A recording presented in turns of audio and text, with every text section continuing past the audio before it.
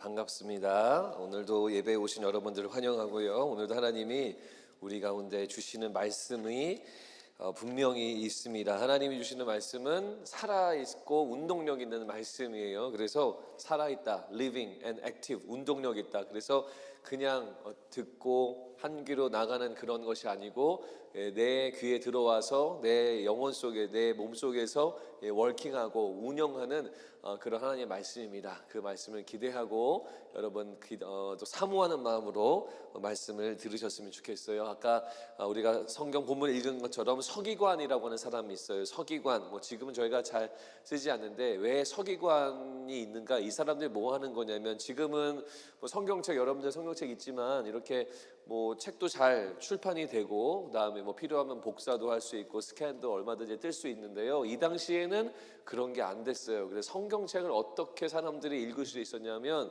한 땀 한 땀 옆에 있는 성경책을 두고 이거 보고서 써야 됩니다. 그래서 한 점 한 회 아주 이 심혈을 기울여서 이렇게 쓰는 사람들을 보고 서기관이라고 했어요. 그래서 글씨 잘 쓰는 사람이 서기관이 아니고 율법이라고 하죠. 이제 모세의 오경, 율법, 하나님 말씀을 잘 이해하는 그런 신학자, 어떤 그런 율법 학자, 그런 사람들만 이제 쓰면서 성경을 이제 옮겨 적는 그런 일들을 했습니다. 이 여호와라는 이름, 우리 하나님의 이름인데 지금 우리가 찬송할 때도 여호와, 주님 이렇게 하지만 이 사람들은요, 이 성경책을 쓸 때 여호와라는 그 단어가 나오면 우리는 그냥 여호와 쓰면 되잖아요. 그런데 하나님의 이름이 너무 존귀하기 때문에 그 여호와 이름을 쓰기 전에는 펜을 딱 내려놓고 욕조에 가서 샤워를 하고 새 옷을 갈아입고 그다음에 펜을 들고 여호와 이렇게 쓰면서 그 다음에 또 몇 주 쓰다가 또 여호와가 나오면은 펜을 또 놓고 샤워하고 옷 갈아입고 이렇게 여호와 이렇게 쓸 정도로 우리가 보기에는 그냥 이렇게 보고 베끼는 거 아니냐 이렇게 생각할 수 있지만 그러지 않고 굉장히 거룩하고 신성하게 성경을 쓰는 사람들이 바로 서기관들이었습니다. 여러분 성경책을 이제 그렇게 이제 쓰면서 우리에게 전해지게 됐고요. 그리고 성경에 보면은 우리가 살면서 지켜야 될, 유대인들이 살면서 지켜야 될 율법이라고 하는 게 있어요. 법이에요, 법칙. 그래서 이거는 하면 안 되고, 이건 하서는 안 되고, 이거는 되고, 이런 것들이 있는데 총 몇 개가 있었냐면 그때 당시에 613개의 율법이 있었어요. 그래서 613개 율법을 그들이 잘 알고 있었습니다. 그래서 오늘 등장하는 서기관도 율법을 잘 아는 사람이니까 613개의 율법을 잘 알고 그 다음에 잘 적는 사람인데 이 613개 너무 많잖아요. 그래서 이 당시에도 유대인들이 이것을 잘 지켰는가? 사실 잘 못 지켰어요. 잊어먹기도 하고 까먹기도 하고 그런 법이 있었어? 라고 말할 정도로 모르는 법도 있었고 또 사람에 따라서 그거는 지키면 안 돼, 그건 꼭 지켜야 돼, 의견이 좀 분분한 게 있었던 거예요. 그래서 이 서기관이 율법학자니까 예수님이 왔다 그래가지고 예수님한테 물어보는 거예요. 이 613개 중에서 가장 핵심 율법은 뭐예요? 가장 중요한 율법은 뭐예요? 라고 묻고 있는 것이 바로 오늘의 이야기입니다. 자, 이 서기관의 질문은요, 우리들의 질문하고 비슷한 부분이 있습니다. 뭐가 비슷하냐면 여러분 주일 예배는 꼭 와야 되나요? 안 와도 되나요? 네? 할렐루야. 와야 되죠. 왜 와야 되죠? 금요일날 우리 교회 금요기도, 우리 청년들도 금요기도에 많이 오는데요. 금요일날 있는 금요기도에 금요 예배는 오고 주일날 안 오면 될까요? 안 될까요? 아리송하죠. 잘 모르겠죠. 일주일에 한 번만 예배 드리면 되지 않나? 이런 고민들이 있을 거예요. 여러분 목장 다 참여하고 계시죠? 목장 아직 안 가시는 분 있나요? 혹시 뉴스 크라운 있어요, 목사님? 없죠. 목장 다 하고 있는데 혹시 여러분 중에 마음 한켠에 내 주일 예배 와서 4부 예배 드렸는데 꼭 끝나고 목장 가야 돼 라는 생각이 드는 분들이 당연히 있을 거예요. 저도 이제 그런 생각이 있었어요. 그러니까 이런 것처럼 어떤 거는 맞고 어떤 거는 안 해도 되고 어떤 거는 해야 되고 어떤 거는 좀 스킵해도 되고 라고 하는 우리들만의 생각이 있는 거예요. 이 율법 학자들도 마찬가지였어요. 613개 얼마나 많아요. 더 많으니까 더 헷갈렸어요. 뭐가 중요한지. 우리도 뭐 주일 예배, 금요기도회, 목장 예배, 뭐 선교, 아까 또 선교 광고가 나갔을 텐데 선교, 뭐 훈련부, 뭐 이런 모든 것들 다 해야 되나 하지 말아야 되나 그런 고민이 있는 것처럼 이 사람들도 그런 고민이 있었다는 거예요. 그래서 오늘 이 설교를 통해서, 오늘 이 메시지를 통해서 여러분들이 진짜 하나님이 중요하게 여기시는 게 무엇인가, 이 핵심을 여러분들이 꼭 배워 가셨으면 좋겠습니다. 자, 이 질문에 대해서 예수님이 이렇게 대답을 하십니다. 자, 12장 30절 말씀을 띄워주실까요? 그 다음 거요. 네, 자, 스크린 보면서 우리 같이 읽겠습니다. 시작. 내 마음을 다하고 목숨을 다하고 뜻을 다하고 힘을 다하여 주 너의 하나님을 사랑하라 하신 것이요. 자, 예수님의 말씀이에요. 자, 613개 중에 어떤 게 가장 넘버원입니까? 라고 물어보는 이 서기관에게 예수님의 대답은 하나님 사랑해라, 이게 1번이야 라고 말씀하고 있는 거예요. 하나님 사랑하는 거, 이게 1번이래요. 613개 중에 가장 중요한 게 하나님 사랑이에요. 자, 그런데 묻지도 않은 두 번째 2위 율법, 어떤 것이 2등인가, 이것까지도 예수님 말씀하시는데 31절 같이 읽겠습니다. 시작.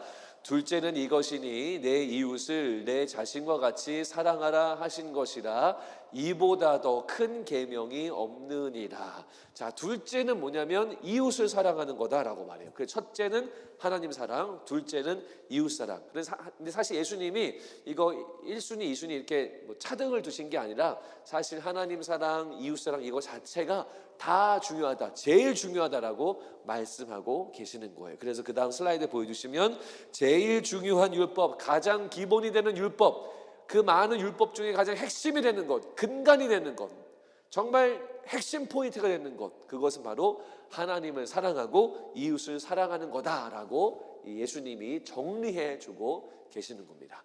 우리들의 고민, 주일날 예배를 와야 되는가, 금요기도에도 와야 되는가, 목장 모임에는 꼭 가야 되는가, 이것에 대한 모든 고민들 그 위에 가장 핵심은 뭐예요? 여러분, 하나님을 사랑하고 있는가? 이게 가장 핵심이에요. 하나님을 사랑하는데 주일 예배 한 달 동안 안 가야지, 이런 결론이 날 수가 없죠. 하나님을 사랑하고 이웃을 사랑하는데 우리 목장에 있는 우리 사랑하는 우리 친구들, 동료들, 우리 뉴스클럽 멤버들을 내가 무시하고 기도도 안 해줄 수 없겠죠. 가장 중요한 것은 하나님을 사랑하고 이웃을 사랑하는 거다. 예수님이 정리해 주고 계십니다. 자, 여러분, 내일은 무슨 날인지 혹시 아세요? 내일 노는 날이죠. 마틴 루터 킹 주니어 데이여서 노는 날인데요. 여러분들 자녀가 없는 여러분들은 이제 잘 노시면 되지만 저처럼 자녀가 있는 사람들은요 굉장히 싫은 날이에요. 왜냐하면 애들이 학교를 안 가요. 집에 있어요. 그래가지고 이제 계속 뭐 아빠 뭐 해줘 뭐 이제 그런 날이 이제 내일인데, 내일 그 마틴 루터 킹 주니어 데이 말고 또 무슨 일이 있죠? 무슨 일이 있죠?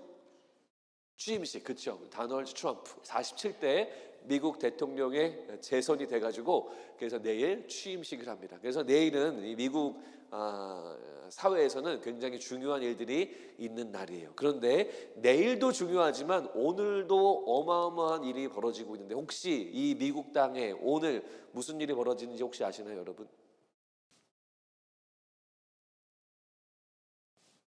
몰라요? 여러분, 틱톡 쓰시는 분 보여주시죠. 틱톡이 오늘부로 미국에서는 사용하지 못하게 됐습니다. 저희 아들이 너무 많이 해가지고 하지 못하게 했는데 정부가 나서서 멈추고 했는데, 사실 텍사스에서는 어제 저녁부터 셧다운이 됐어요. 왜 그런지 아시죠? 왜 미국 정부가 틱톡을 금지할까요?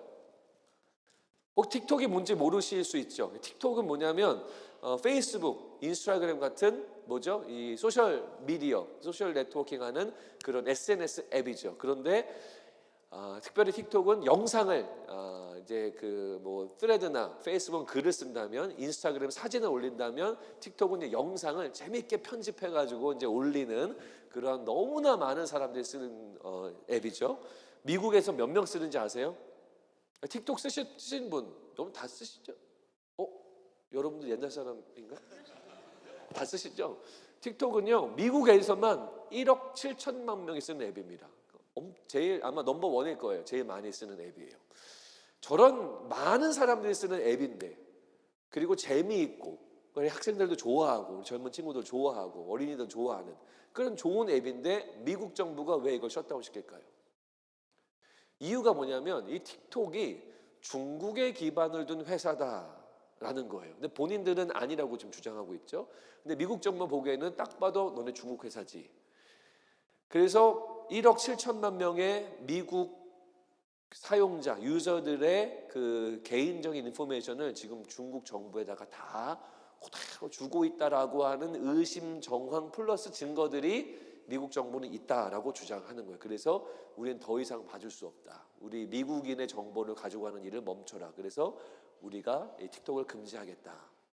그래서 이제 오늘부터 금지가 된 거예요. 이게 수년 동안 싸움이 있었어요. 법정의 싸움이 있었는데 결국 1월 10일 날 얼마 전이죠. 1월 10일 날 미국 연방 대법원에서 딴딴딴 이 틱톡 금지법은 합헌이다. 이건 헌법에 부합한다. 괜찮다.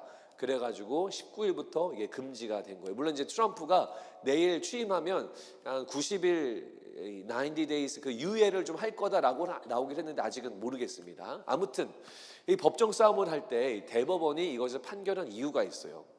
이 틱톡 측에서는 무엇을 주장했냐면 이거 자유민주주의 국가 미국이 왜 일반 국민들, 일반 시민들의 표현의 자유를 억압하느냐? 우리 표현의 자유가 되게 익숙하잖아요. 그런데 이 표현의 자유가 이 민주 사회에서 굉장히 중요한 부분이거든요. 이게 타협을 하면 이거 무조건 해줘야 되는 건데 틱톡에서는 그 이유를 들어서 우리를 금하면 안 된다 그렇게 주장을 하고요. 또 한 가지는 뭐냐면 시장 경제 논리. 우리 자유민주주의 국가인 미국, 한국과 미국에서는 시장 경제를 국가가 뭐 투머치로 관여하면 안 돼요. 이걸 돌아갈 수 있게 좀 많이 내버려 줘야 되는데 왜 미국이 너네 나라에서 이 기업의 운영을 국가가 이렇게 간섭하느냐? 이거 너네들 헌법에 안 맞는다라고 주장을 한 거예요. 근데 이 주장은요 틀린 주장은 아니에요. 헌법에 보면 그런 부분들이 분명히 있어요. 그런데도 불구하고 대법원이 금지한 이유가 뭐냐면 헌법 1조에 나오는 안보에 대한 것들 때문이에요. 의회는 외세의 침입에 대해서 이거를 막아내고 또 이것에 공격하고 방어할 수 있는 권한과 권리가 의회에 주어져 있어요. 헌법에. 그래서 의회가 이 틱톡을 계속 허용하면 우리 미국 국민의 안보에 위협이 된다. 왜냐하면 정보를 다 가지고 가니까 위협이 된다. 그래서 안 된다라고 주장한 건데 대법원이 이거 손을 들어준 거예요. 자, 이 얘기를 왜 하느냐? 많은 미국의 헌법에 보면은 많은 헌법의 항목과 조항들이 어마어마하게 많이 있음에도 불구하고 이 사례에서는 가장 중요한 핵심이 뭐예요? 안보, 국가의 안보. 이게 더 중요하다. 잠깐 표현의 자유가 해치는 건 다른 앱을 통해서 해라. 국가의 안보를 지키는 게 더 중요하다. 가장 중요한 핵심 때문에 이 법안이 발의가 되고 이 합헌으로 판결이 나게 된 거예요. 자. 이걸 그대로 지금 우리의 상황에 가져옵니다. 우리의 믿음 생활에서도 주일날 예배 올 것이냐, 목장에 갈 것이냐, 선교 갈 것이냐, 금요기도에 올 것이냐 수많은 우리의 고민들이 있잖아요. 이것만 뿐만이 아니죠. 우리 믿는 자로서 우리가 여기 계신 우리 사부예배 성도님들과 뉴성 크라운 멤버들은요 다 믿는 자들인데 믿는 자로서 우리는 거짓말하면 안 되죠. 또 사회에서 사기치면 안 되죠. 그리고 또 우리가 뭐 하면 안 돼요. 또 믿는 자로서 뭐 도박에 빠지면 안 되죠. 술 담배 멀리 해야 되죠. 이러한 우리의 삶의 기본적인 삶의 모습이 있는데 우리가 우리의 생각으로 어떤 것은 하고 어떤 것은 하지 않고 우리 마음대로 판단해서는 안 된다는 거예요. 핵심적인 것이 무엇인가? 하나님이 우리 가운데 주시는 것은 무엇인가? 바로 하나님을 사랑하는가? 이웃을 사랑하는가? 이것이 우리 가운데 가장 중요한 내용이다라는 거예요. 어떠한 것이 가장 중요하다고요? 하나님을 사랑하는가? 이웃을 사랑하는가? 이게 우리가 살아가야 될 것 중에 가장 중요한 거다라는 거예요. 자, 성경이 구약과 신약으로 되어 있는데 이것에 대한 내용이 성경에 엄청나게 많이 나와요. 자, 구약에서 한 구절, 신약에서 한 구절 보여드릴게요. 자, 미가서 6장 8절 요거 같이 읽겠습니다. 시작. 사람아, 주께서 선한 것이 무엇임을 내게 보이셨나니 여호와께서 내게 구하시는 것은 오직 정의를 행하며 인자를 사랑하며 겸손하게 내 하나님과 함께 행하는 것이 아니냐. 하나님이 구약 말씀이에요. 하나님이 우리에게서 구하시는 것, 우리에게 원하시는 것은 인자를 사랑하는 거, 하나님을 사랑하는 거다라고 말하고 있는 거예요. 하나님이 여러분들에게 요구하는 건 뭐예요? 여러분의 마음을 다해서 하나님을 사랑하는 것을 원하고 계시는 거예요. 자, 신약에는 어떤 말씀이 있을까요? 로마서 말씀 13장 8절, 남을 사랑하는 자는 율법을 다 이루었느니라. 자, 보세요. 율법이 몇 개였다고요? 613개. 이거 다 외우기도 힘들어요. 그런데 그 율법을 다 이루는 것은 남을 사랑하는 것. 성경이 말하고 있어요. 10절 말씀 띄워주시면 같이 읽습니다. 시작. 사랑은 이웃에게 악을 행하지 아니하나니 그러므로 사랑은 율법의 완성이니라. 사랑은요 613가지 율법을 완성하는 거다라는 거예요. 1번부터 613번까지 12번까지 다 지켜도 마지막 사랑을 실천하는 것을 하지 않으면 하나님 뜻에 부합하지 않는다는 거예요. 그래서 사랑이 제일 중요하다라는 것이 성경에서 우리 가운데 말하고 있는 내용들이다라는 거예요. 그래서 저는 여러분들이, 저도 마찬가지고 하나님을 간절하게 전심으로 사랑하기를 바라고, 뿐만 아니라 여러분 주변에 있는 이웃의 사람들도 마음 다해 사랑하기를 바랍니다. 한번 따라서 하실게요. 하나님을 사랑합시다. 이웃을 사랑합시다. 한 번 더 할게요. 하나님을 사랑합시다. 이웃을 사랑합시다. 자, 옆에 분에게 이렇게 인사할게요. 주님의 이름으로 사랑합니다. 우리 인사하시겠습니다. 시작. 많이 어색하죠? 네, 주님의 이름 앞에 꼭 주님의 이름 넣어주면 조금 이렇게 하기 편해요. 주님의 이름을 사랑한다. 여러분 사랑 고백을 우리 사부예배 성도님들 또 우리 청년들 사이에서 많이 하면 좋겠습니다. 자, 그러면 하나님 사랑하는 거 알겠어요? 이웃 사랑하는 거 알겠어요? 그럼 어떻게 사랑해야 될까요? 사랑 어떻게 해야 되는 걸까요? 이것에 대한 궁금함이 있는데 예수님이 아주 오늘 말씀에서 클리어하게 알려주십니다. 자, 그 다음 말씀을 띄워주시면 같이 읽겠습니다. 시작. 내 마음을 다하고 목숨을 다하고 뜻을 다하고 힘을 다하여 주 너의 하나님을 사랑하라 하신 것이요. 자, 여기서 방법을 이야기해 주세요. 첫 번째, 마음, 목숨, 뜻, 힘, 요 네 가지를 다해서 하나님을 사랑하라 라고 말씀해 주셨습니다. 자, 하나하나 설명드릴게요. 마음은 뭐냐면요, 우리의 감정이에요. 감정. 그리고 순수하고 진실한 태도로 사랑하는 것. 그러니까 약간 말로만 사랑하고 뒤에서 마음은 없고 영혼 없는 사랑, 이게 아니라 정말 순수한 마음으로 하나님을 사랑하는 그 마음으로 사랑해라. 주님이 이 마음을 요구하시고, 두 번째는 뭐냐면 목숨이에요.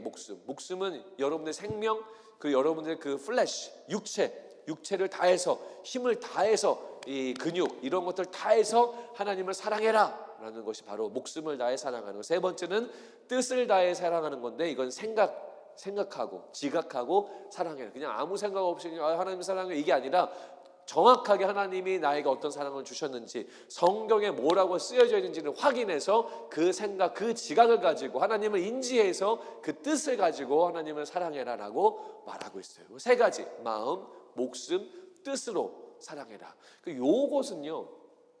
이것은요 신명기에도 나오고 마태복음에도 나오는데, 요 세 가지는요, 요걸 정리해드리면 이거예요. 어떻게 사랑하는가? 전인격으로 사랑해라 라는 거예요. 전인격으로. 여러분의 인격을 다 해서 사랑하는 거, 이게 참된 사랑인 거죠. 이 사랑으로 하나님을 사랑하고 이웃을 사랑해라 라고 말합니다. 자, 그런데요, 아까 말씀드린 마음과 목숨과 뜻을 다해 사랑하는 그 세 가지가 있는데, 오늘 이 마가복음 본문에서는 특이하게 예수님이 하나를 더 에디셔널리 말씀하고 있어요. 네 번째로 말씀하고 있어요. 그게 뭐냐면 바로 힘이에요. 힘을 다해 사랑하라. 근데 여러분, 힘을 다해 사랑하라, 저는 힘을 다해 사랑하는 거를 뭐라고 생각했냐면, 만약에 찬양하잖아요. 찬양할 때 누구보다도 손을 높이 들고 힘을 다해야 되니까 이게 힘을 다해 사랑하는 건 줄 알았어요. 그리고 찬송할 때 누구보다도 힘을 다해 사랑해야 되니까 목이 터져라 가장 큰 소리로 찬양하는 게, 그게 힘을 다해 사랑하는 건 줄 알았어요. 봉사의 자리에 갈 때 그냥 이렇게 어슬렁 하면서 이 봉사하지 말고 힘을 다해야 되니까 막 뛰어가 다니면서 이 봉사하는 게 힘을 다해 사랑하는 것인 줄 알았거든요. 근데 그게 아니래요. 예수님 시대에서 예수님 말하는 이 힘은요, 우리 육체적인 힘, 이 파워도 포함하지만 저기 나와 있는 부요함, 넉넉함, 풍요로움도 포함하고 있어요. 예수님의 의도는 이 육체적인 힘, 뭐 빨리 달리고 뭐 손 높이 들고 이런 힘은요, 아까 목숨을 말할 때 목숨을 다해 사랑하나 그때 언급이 되고요. 여기서 말한 힘은요, 부유함의 힘으로, 넉넉함의 힘으로, 풍요로움의 힘으로. 이거 무슨 말일까요? 재력을 말하는 거예요. 재력. 하나님의 주신 재력, 주님이 공급해 주신 재정, 그 파워를 가지고 하나님을 사랑하고 이웃을 사랑해라 라고 말씀하는 거예요. 하나님 우리 가운데 공급해 주신 재정이 있어요. 우리는 사회주의가 아니라 자본주의에 살고 있기 때문에 재정하면은요 너무나 중요한 거예요. 돈 없으면 비즈니스 오픈도 못 하고요, 돈 없으면 학교도 못 가요, 돈 없으면요 아이들 키우기도 너무 힘들어요. 이 재정이 너무나 중요한 사회에 우리가 살고 있어요. 그러다 보니까요, 그 재정이, 내 앞에 있는 재정이 내 것이다 라고 생각하는 경향이 짙어요. 다 내 거야 라고 생각해요. 하지만 성경은 그렇게 얘기하지 않아요. 하나님 뭐라 그래요? 부유함과 넉넉함과 그 다음에 풍요로움 가지고 하나님을 사랑하고 이웃을 섬겨라라고 말하고 있는 거예요. 재정, 이거 내 거야, 한 푼도 안 줄 거야, 이게 아니라 하나님이 주신 것이다. 그것으로 하나님을 섬겨라, 그것으로 이웃을 섬겨라라고 말하고 있는 거예요. 이게 힘을 다해 사랑하는 방법이다라는 거예요. 이것에 대한 정확한 이그젬플이 오늘 저희가 보는 12장 후반부에 나와요. 12장 42절에 나와요. 한 가난한 과부는 와서 두 렙돈 곧 한 고드란트를 넣는지라. 이게 뭐냐면 헌금함이 있는데 예수님이 제자들하고 이렇게 보고 있었어요. 그런데 많은 사람들이 헌금하고 지나가고 있는데 과부가, 이때 당시에 과부는요 돈이 없는 사람이에요. 여자는 경제 일을 할 수 없는 시대이기 때문에 남편이 죽으면 돈을 벌지 못해요. 그냥 거지로 살아가야 되는 그런 사회입니다. 과부니까 돈이 없죠. 그런데 동전을 헌금함에 넣는 거죠. 동전을요. 우리 지금은 뭐 봉투에 넣기도 하고 뭐 캐시로 뭐 체크로 넣으니까 헌금함에 넣어도 아무 소리 안 들리잖아요. 그런데 여러분, 동전 따랑 떨어뜨리면 모든 사람이 다 들어요. 그런데 그 두 동전 달랑 넣는 그 과부의 행동을 보고 예수님이 어떻게 평가하시냐면 44절입니다. 같이 읽을게요. 시작. 그들은 다 그 풍족한 중에서 넣었거니와 이 과부는 그 가난한 중에서 자기의 모든 소유 곧 생활비 전부를 넣었느니라 하시니라. 이게 무슨 말인가요? 과부는 비록 액수는 작지만 자기의 전부를 드렸다는 거죠. 자기의 전부를. 하나님은 이 과부를 칭찬합니다. 왜냐하면 하나님이 주신 재정의 전부를 드렸으니까. 하나님을 사랑하는 마음이 진심이 아니면, 전인격의 마음으로 하나님을 사랑하지 않으면 이런 행동 못해요. 전부가 당장 동전 2개인데 그걸 어떻게 내요? 헌금으로. 못하죠. 하나님은 진심으로 사랑하기 때문에 드릴 수 있는 거죠. 전심으로 사랑해라, 전인격으로 사랑하라. 이게 바로 예수님의 가르침이다라는 거예요. C.S. 루이스는 이런 말을 했습니다. 사랑은 전심으로, 전 영혼으로, 그리고 전 존재로 타인을 향하는 것이다. 사랑은요 대충 말로만 때우는 게 아니에요. 전인격으로 하는 거예요. 전심으로 하는 거예요. 내 모든 영혼으로 섬기는 거예요. 이게 바로 사랑이다라고 말합니다. 우리가 하나님의 사랑 어떻게 해야 됩니까? 전인격으로 하셔야 돼요. 마음을 다 하셔야 돼요. 아까워하지 마시고, 재지 마시고, 계산하지 말고 여러분들의 마음을 하나님께 완전히 다 드리는 삶, 이게 바로 하나님이 원하시는 사랑이다라는 거예요. 여러분들 안에 이 사랑에 대한 회복이 있기를 간절히 바랍니다. 자, 이제 설교를 마무리할 건데, 마지막 파트를 얘기할 건데, 뭐를 말할 거냐면요, 왜 하나님을 사랑해야 되는가? 왜 하나님을 사랑해야 되는가? 여러분, 하나님 왜 사랑해야 돼요? 하나님이 신이잖아요. 눈에 안 보이잖아요. 그러면 신이니까 대충 제사 드려주고 대충 예배해 드리면 신이니까 그럼 되는 거 아닌가? 근데 왜 우리의 마음, 이 사랑의 마음을 주님은 원하시는가? 우리는 왜 이 사랑을 드려야 되는가? 왜 드려야 되죠? 하나님께요? 하나님께 이 사랑을 왜 드려야 될까요? 제가 이번 주 설교를 준비하면서 계속 기도하는 게 있었어요. 그게 뭐냐면, 오늘 메시지를 통해, 오늘 설교를 통해서 우리 성도님들 안에, 또 우리 뉴슨 크라운 우리 멤버들 안에 하나님을 향한 사랑의 마음이 정말 커졌으면 좋겠다, 정말 그 사랑의 마음으로 가득했으면 좋겠다라는 그런 생각이 들었어요. 근데 제가 계속 말씀을 준비하고 연구하는데 어떤 말씀을 전해야, 어떻게 설교를 전해야 우리 성도님들이, 또 우리 뉴슨 크라운 멤버들이 하나님에 대한 사랑이 커져가지? 답이 안 나오더라고요. 잘 모르겠더라고요. 그러면서 하나님이 저에게 깨달음을 주셨던 것이, 사람의 마음속에 사랑을 억지로 부어주는 건 사실 불가능하다라는 깨달음이 좀 생겼어요. 우리가 가끔 이렇게 소개팅을 하게 되면 주선자가 두 사람이 잘 서로 좋아했으면 좋겠지만 사실 그게 우리 맘대로 안 되잖아요. 본인들이 좋아야 되는 것처럼 우리가 좋아해라 좋아해라 라고 말한다고 좋아하지 않잖아요. 본인들이 좋아야 좋아하는 거잖아요. 마찬가지로 하나님 사랑해라 사랑해라 한다고 해서 그 사랑의 마음이 막 벅벅벅벅 하면서 생겨지는 것이 아니라는 거예요. 그래서 하나님 어떻게 해야 됩니까? 오늘 이 본문을 가지고 말씀을 나누게 될 텐데, 어떻게 해야 우리 성도님들 안에 이 사랑의 마음, 하나님을 향한 사랑의 마음이 커져갈까요? 계속 묻고 있었어요. 그러다가 제가 주중에 어떤 분을 우연히 만났어요. 우연히 만나서 이분의 이야기를 듣게 됐습니다. 이분은요, 이제 어른이에요. 어른이신, 나이가 많으신 분인데 이 목자예요. 우리 교회는 아니고 타주에 계신 분인데 목자인데, 본인의 가족원 이야기를 하는 거예요. 근데 본인의 가족원이 이제 미국에 와서 그 이민을 온 거죠. 이제 늦은 나이에 오신 거예요. 여러분처럼 젊은 나이가 아니고 늦게 이제 미국에 와서 열심히 일을 하셨대요. 일을 하는데 12년, 13년이 됐대요. 미국에 온 지. 그런데 신분이, 영주권이 해결이 안 되는 거예요. 뭐가 이제 회사가 문제가 있든지 뭐가 어디가 적체가 돼가지고 이 영주권이 안 나면, 신분이 안 나면 굉장히 불편하잖아요. 그러면서 12, 13년째 살아가고 있어요. 그리고 일하는데요, 이 수입이 그렇게 넉넉하진 않아요. 그래서 늘 가난해요. 어려움 가운데 살아가는 분이었어요. 가족이 있고. 근데 여러분, 이 일하다 보면 하루를 쉬면 몸은 편하지만 그만큼 수입이 없어지잖아요. 가뜩이나 박봉인데 하루를 쉬어버리면 수입이 줄어드니까 쉬지를 못하는 거예요. 그래서 12, 13년 동안 한 번도 쉬지 못하고 계속 일만 하시는 거예요. 신분은 안 나오니까 회사 떠날 수도 없고 완전 얽매여서 힘들게 살아가시는 분이에요. 그냥 방법이 없어요. 그냥 영주권 나올 때까지 계속 이 생활하는 수밖에 없는 거예요. 몸도 지쳐가죠. 마음도 지쳐가는 그러한 상황인 거예요.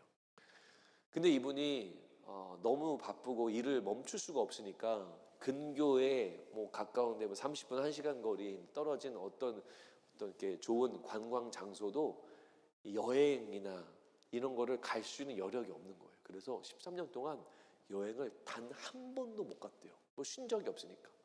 근데 이 이야기를 이 목자님이 듣고 너무 안타까운 거예요. 아유, 이거 어떡하나. 이 절망스러운 삶 가운데 계속 이렇게 살고 있는데 이거 어떡하나 고민한 거예요. 근데 기도하는데 하나님이 갑자기 마음을 주셨대요. 마음을 주셔서, 여러분 혹시 RV라는 차량 알아요? 캠핑하는 큰 차량? 보통 차보다는 훨씬 비싸잖아요. 하나님 마음 주셔가지고 그 RV 차량을 자기 돈으로 사요. 그래가지고 그 회사를 다니는 그 회사에 잘 어떻게 얘기를 해가지고 그 가족원하고 그 가족원의 가족들을 그 RV에 다 태워서 한 달 동안 미국 전역을 여행을 시켜줍니다. 이분이요.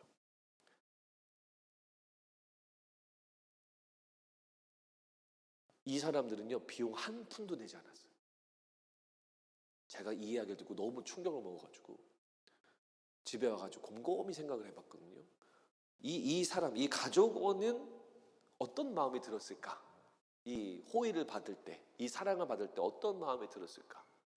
어떤 마음이 들었을까요? 이 사람이요. 돈 한 푼 안 내고 한 달 동안 운전도 안 하고 RV 타면서 미국 전역을 여행하는 거예요. 어떤 마음이 들었을까? 아마 한국 사람이니까 처음에는 당연히 몸둘 바를 몰라 했겠죠. 그러다가 점점 행복하고 감사가 넘치고 13년 동안 찌들어있던 자기의 그 찌든 때가 다 씻기는, 아직 영주권은 안 나오고 상황은 변하지는 않지만 그냥 그런 사랑을 받는 것만으로도, 관심을 받고 또 이런 챙김을 받는 것만으로도 엄청난 위로가 되지 않겠어요? 그래서 이 사람이 다시 회복되어지고 열심히 그 신분 해결될 때까지 열심히 살았다라는 얘기를 제가 들었어요. 찌들어 있는 그 상황 가운데 누군가가 찾아와요. 그리고 갑자기 말도 안 되는 선물을 주고 갑니다. 그리고 그 선물 때문에 그 사람이 살아나요. 얼마나 감사하겠어요. 오래전 일이긴 한데요. 제가 달라스에 예전에 있었잖아요. 우리 주정교회에서 열심히 사역하고 또 휴스턴에서 사역하다가 12, 13년을 저도 이 텍사스에 살다가 하나님 부르셔서 동부 지역으로 이제 이주를 하게 됐어요. 사역지 새로운 교회를 가서 사역을 하게 됐어요. 새로운 교회 또 새로운 지역에 대한 그 기대함이 있으면서 동시에 그때 당시에 제가 다 말씀드릴 수는 없는데 저희 가정 안에 큰 문제가 좀 있었어요. 해결해야 되는 그런 어려움이 있었어요. 그래서 저와 아내하고 항상 기도하면서 끙끙 앓고 있던 그런 상황이었어요. 가을이었어요. 그런 마음의 가난함이 제 안에 있었어요. 가을인데 동부에 가다 보니 첫 번째 가을을 맞았는데 달라스에서 볼 수 없었던 그 낙엽이 막 이렇게 가을 되니까 막 내리더라고요. 그래서 낙엽을 떨어지는 걸 이렇게 봐요. 그러면 그 낙엽 떨어지는 게 마치 제 인생 같은 거예요. 그래서 야, 저렇게 낙엽이 떨어지고 내 인생도 떨어지는 거 아닌가. 괜히 눈물이 막 이렇게 줄줄 흐르고 막 괜히 성시경 노래 듣고 싶고 막 이런 그런 이제 가을을 탔던 건지 모르겠는데 마음이 굉장히 그런 가난한 그런 시간들이었어요. 문제 해결되지 않고 이거 어떡하다 이런 일들이 있었습니다. 교회에 수련회가 있어가지고 이제 수련회에 갔어요. 이제 가가지고 3박 4일 이제 열심히 예배하고 찬양하고 뭐 교제하고 공부하고 기도하고 이제 마지막 날이 돼가지고 이제 성도님들하고 다 일어나가지고 다 일어나세요 해가지고 서로 축복송을 불러주십시다 그래가지고 손을 이렇게 들고 때로는 너의 앞에 하면서 이제 한 명 한 명 찬양하면서 축복해주고 허그하고 막 같이 기도해주고 막 이런 시간을 가졌어요. 근데 그렇게 막 축복송을 하고 있는데 제가 그때 섬기던 우리 그때 그 교회 담임 목사님이 저의 그 갑자기 성도님들 축복하다가 갑자기 제 앞에 나타나신 거예요. 그러면서 이렇게 두 손을 들고 저를 위해서 축복송을 불러주시는 거예요. 근데 그 우리 목사님이 저희 가정에 그때 당시에 그 문제, 그 어려웠던 해결해야 되는 그 문제를 잘 알고 계시고 계속 기도해 주고 계셨어요. 아마 제 마음이 누구보다도 가난했던 것을 알고 계신 분이었어요. 그래가지고 아무한테 얘기하지 않지만 목사님 오셔서 저를 위해서 축복송을 불러주는데 그 눈빛, 그 진심의 눈빛, 직접 그런 말씀은 안 하셨는데 그 눈빛에 뭐가 있냐면 현 목사 걱정하지 마. 다 잘 될 거야. 다 해결될 거야. 하나님이 도와주실 거야. 그 눈빛, 그 눈빛에 그 아직도 생생히 기억나는데 그 눈빛을 제가 받고 저도 모르게 그 자리에서 막 눈물이 폭발, 엉엉 울었어요. 엉엉 울어가지고 한참을 울었어요. 그 목사님의 그 축복송 하나에 그 쓰라린 마음들이 막 위로가 되어지고 여전히 상황이 바뀌지 않지만 이걸 대하는 제 마음이 완전히 치유되어지고 회복되어지는 그런 은혜를 경험해요. 그리고 시간이 얼마 지나서 우리의 문제가 완전 해결되어졌어요. 그때 그 목사님의 축복이 아니었으면 그 격려와 사랑이 아니었으면 버티기 힘들었겠다 라고 하는 생각이 들어요. 그 축복 때문에 버텼구나, 인내했구나, 지금 이 자리에 와 있구나 라는 생각이 들어집니다. 너무나 감사하죠. 그 목사님이 2주 후에 우리 교회에 오셔서 이제 선교 주간, 이 선교 전문가세요. 그래서 말씀을 전해 주실 거예요. 여러분들 많이 은혜 받고 도전 받으셨으면 좋겠습니다. 하나님이요 이렇게 찾아오시는 거예요. 하나님이요 사랑을 주시는 거예요. 여러분들에게 찾아오세요. 찾아오셔서 사랑이라고 하는 걸 주세요. 내가 얻어내는 게 아니에요. 하나님은 그냥 오세요. 그래서 사랑을 주세요. 그리고 우리는 그 사랑 때문에 회복되어져요. 요한일서 말씀 띄워주실까요? 요한일서 4장 9절. 하나님의 사랑이 우리에게 이렇게 나타난 바 되었으니 찾아오신 거예요. 하나님이 자기의 독생자를 세상에 보내심은 그로 말미암아 우리를 살리려 하심이라. 하나님이 찾아오세요. 여러분들 찾아오실 거예요. 그리고 뭘 주냐면 사랑을 주시죠. 하나님의 사랑. 맨 밑에 줄에 뭐라고 나와요? 우리를 살리려 합니다. 하나님이 여러분들에게 찾아오셔서 사랑을 주시는 이유는 여러분들을 살게 하시려고, 여러분을 살리시려고 오시는 거예요. 18절 말씀, 사랑 안에 두려움이 없고 온전한 사랑에 두려움을 내쫓나니. 우리는 두려움이 있죠. 염려, 근심, 걱정이 있죠. 근데 하나님이 사랑을 들고 오세요. 제 앞에 오세요. 여러분들 앞에 오세요. 그리고 그 사랑을 우리가 억셉트 하잖아요. 그러면 우리 안에 있는 모든 두려움이 다 내쫓임을 당해요. 왜냐하면 하나님의 사랑이 완전하고 완벽하기 때문에, 더 파워가 있기 때문에. 그래서 하나님이 그 사랑을 가지고 우리에게 찾아오시는 겁니다. 그 다음 19절 말씀 띄워주시면 이것은 같이 읽겠습니다. 시작. 우리가 사랑함은 그가 먼저 우리를 사랑하셨음이라. 여러분, 왜 우리가 하나님을 사랑해야 될까요? 왜 주님을 사랑해야 되죠? 그 이유가 바로 이거예요. 그가 먼저 우리를 사랑해 주셨기 때문이에요. 그가 먼저 우리를 사랑하셨기 때문이에요. 그래서 우리가 하나님을 사랑해야 돼요. 잘 들어보세요. 하나님이 우리를 먼저 사랑해 주셨어요. 우리가 넘어져 있을 때 우리한테 오셔서 우리를 사랑해 주십니다. 우리가 두려움 중에 있을 때 하나님이 먼저 오셔서 우리를 사랑해 주세요. 우리가 아파하고 있을 때 오셔서 사랑해 주십니다. 우리가 외로울 때 그때 오셔서 우리를 사랑해 주세요. 남몰래 눈물을 훔치고 있을 때 주님이 우리에게 오셔서 사랑을 허락해 주세요. 우리의 마음이 찢어지고 마음이 상할 때 그때 우리에게 오셔서 우리에게 사랑을 주세요. 아무도 몰라줄 때, 나 혼자 있을 때 그때 오셔서 사랑을 주십니다.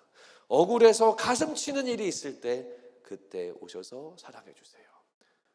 버림받았을 때 사랑해 주세요. 손가락질 당할 때, 모두가 다 나를 손가락질할 때 그때 나에게 오셔서 사랑을 주십니다.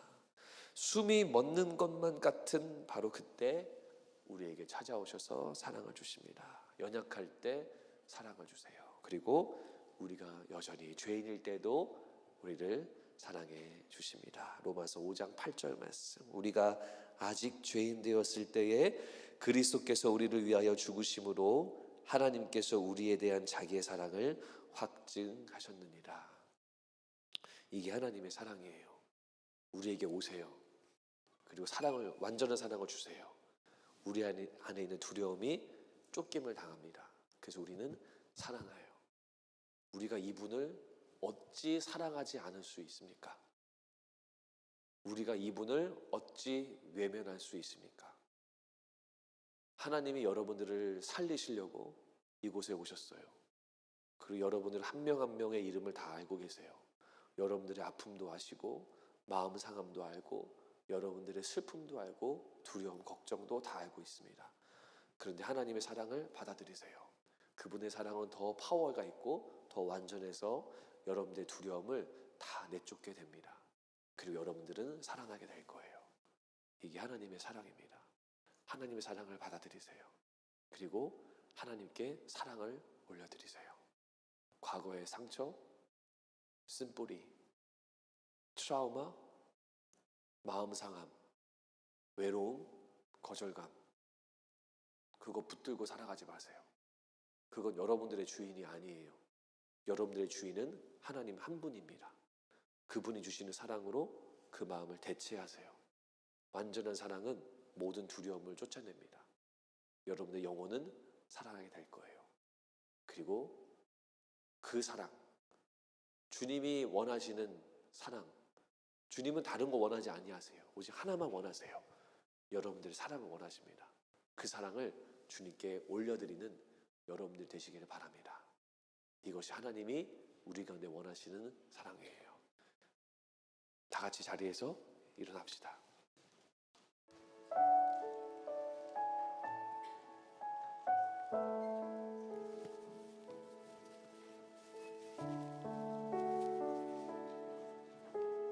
여러분들의 상황과 여러분들의 사정이 어떠한지 잘 모르겠어요.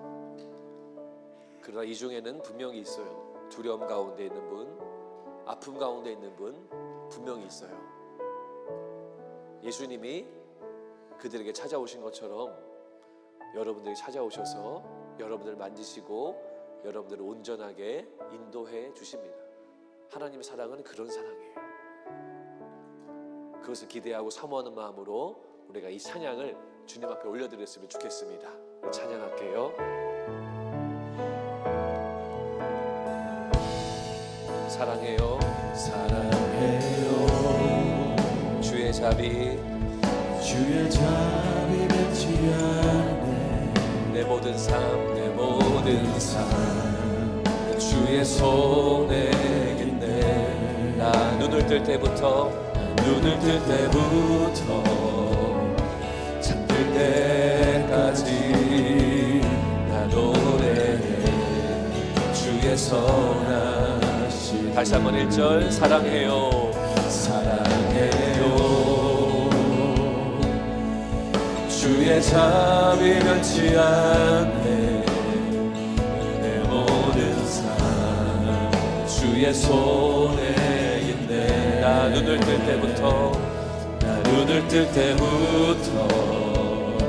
잠들 때까지 난 노래해 주의 선하심을. 내 평생 신실하신 주님, 내 평생 신실하신 주, 내 평생 좋으신 하나님, 나의 호흡 끊길 때가 나 노래해 주의 선하심을. 주의 음성 불가운데 날 인도해 흑암에서 안위하시는 주님. 그는 나의 아버지,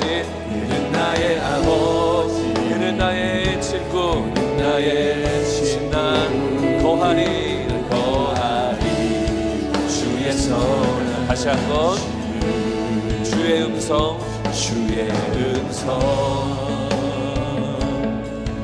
불가운데 날 인도해 흑암에서 안위하시는 주. 아멘. 그는 나의 아버지, 그는 나의 친구, 나 거하리 주의 선하심을 찬양합니다. 내 평생 신실하신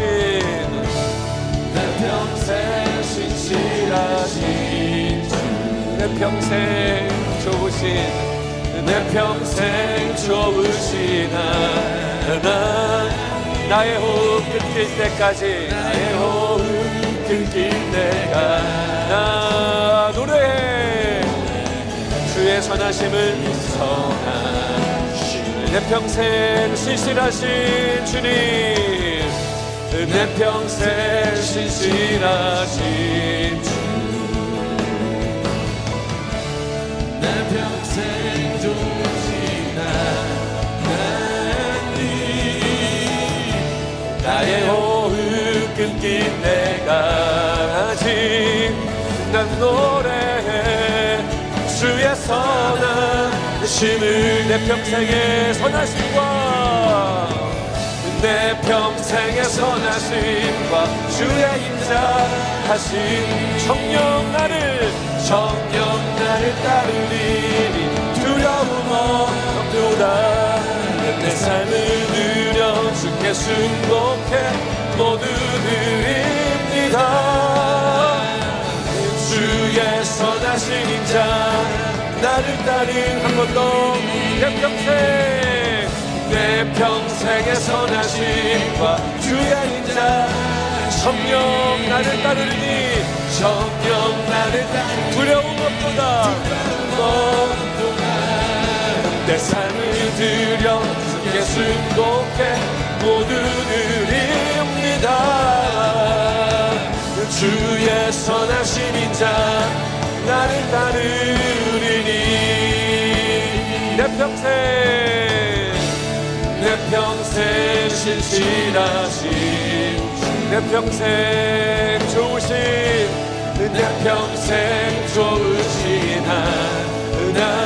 하나님이여, 나의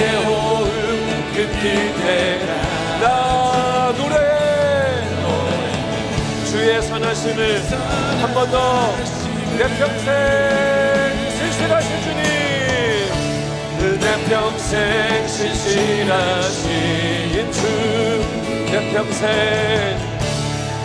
평생 좋으시나 나의 호흡 끊길 때까지, 나의 호흡 끊길 때까지 난 노래해 주의 선하심을. 다 눈을 감으세요.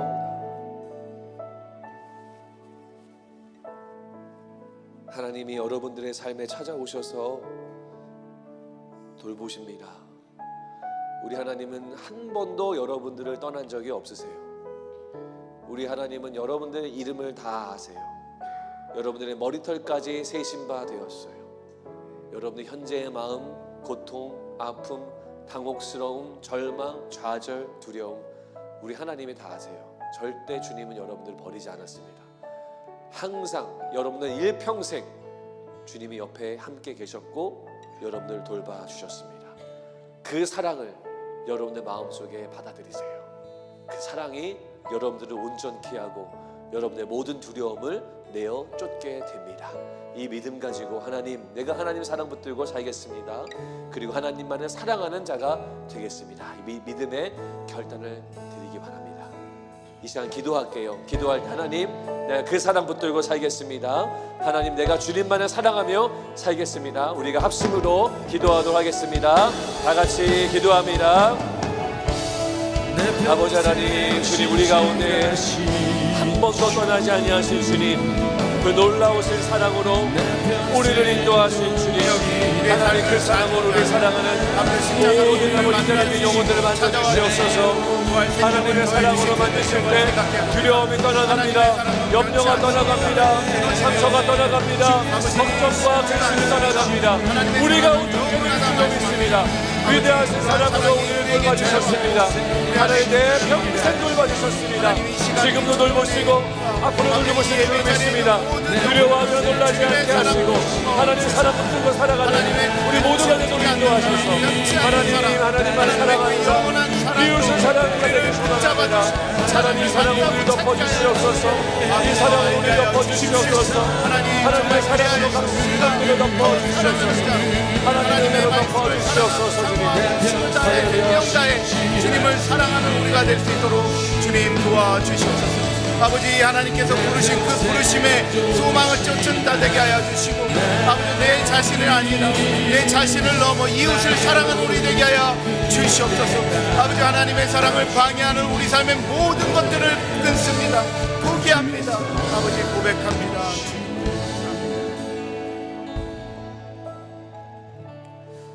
하나님, 그렇습니다. 당신의 사랑은 변치 않고 멈추지도 않고 끊어지지도 않습니다.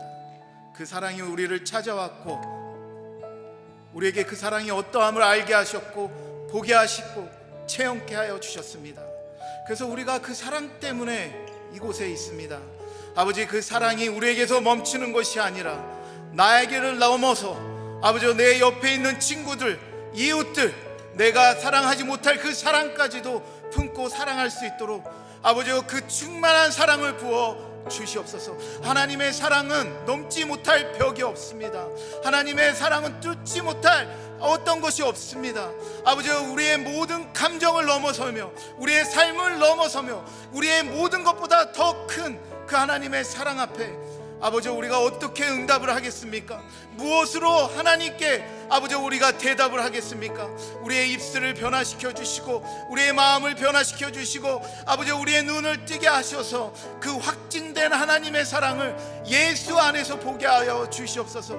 예수님의 십자가 때문에 그 사랑이 우리에게 확증됐다라고 말하는 아버지 그 놀라운 비밀이 아버지 우리의 삶 가운데 일어나고 있음을 주님 알게 하여 주시고 아버지 우리의 교회의 담장을 넘고 나의 삶의 담장을 넘게 하여 주십시오. 포기하지 않게 하여 주시고 멈추지 않게 하여 주시고 아버지 주저하지 않게 하여 주시옵소서. 지금은